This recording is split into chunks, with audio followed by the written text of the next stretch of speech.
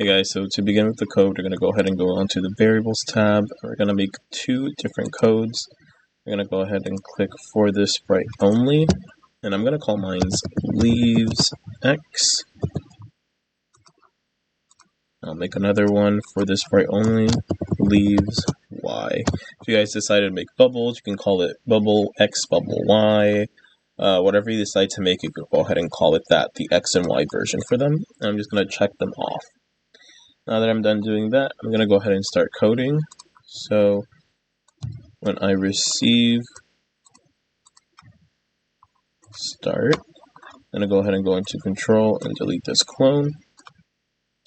I'm going to duplicate this again because I'm going to use another one of these. I'm going to delete the clone, and instead I'm going to go into looks and add a hide. I'm going to then go onto control, add a forever, add a wait 1 second inside of the forever, and then a create clone of myself inside of that.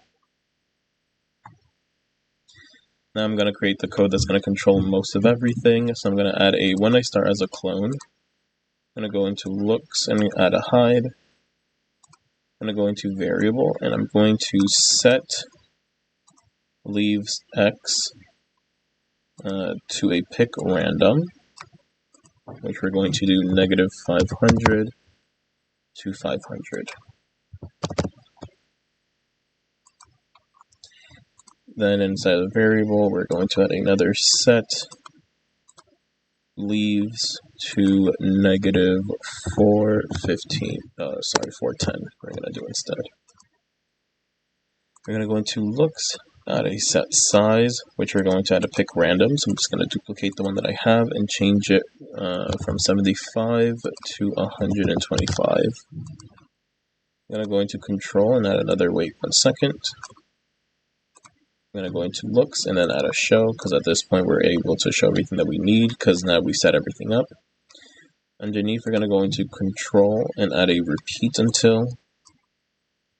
And we're going to go into operators and grab a greater than. Inside of the empty bubble, we're going to go into variables and use leaves y. And the 50 we're going to change to 500. This is just to make sure that if it does touch any of the sides, it'll go ahead and delete itself. Inside the repeat until, we're going to go into looks and add a go to front layer. And then inside the variable tab, we're going to add a change leaves y by 3.5.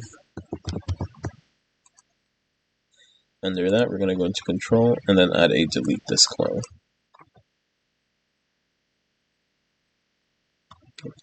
The last thing we're going to do is on the yellow events tab, we're going to add a when I receive update. We're going to go into the blue motions tab and add a go to x and y. We're going to add an addition symbol to both sides.